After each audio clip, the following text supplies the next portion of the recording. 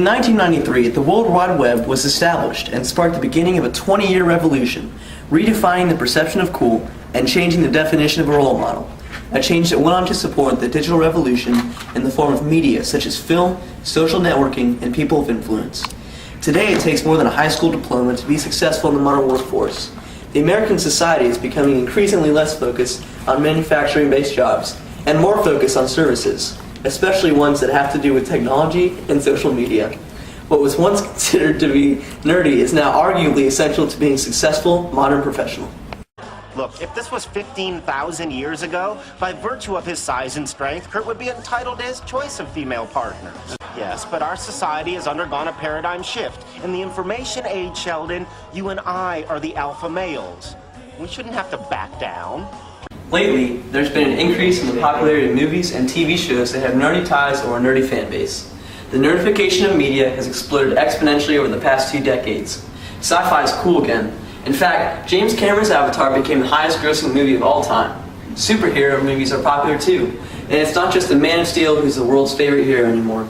It's the guys who use their minds as their greatest weapon. Heroes like Iron Man and Batman who are sought in the spotlight.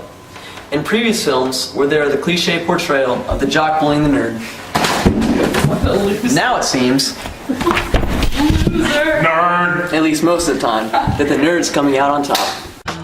The people that were sort of picked on and marginalized when we were all growing up are kind of running the world now. Nerds make things that everyone else enjoys, so that makes them cool. They make technology, they make video games, you know, they write cool movies. We're a culture that is ruled by technology and convenience and information, and nerds control that.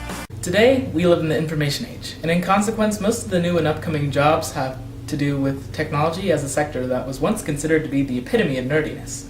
Fields such as engineering and biotechnology have become increasingly important for advancements in modern medicine and infrastructure. For example, most Americans today own a smartphone, tablet, or both. We are surrounded by technology, and it's become extremely cool to be involved in such fields.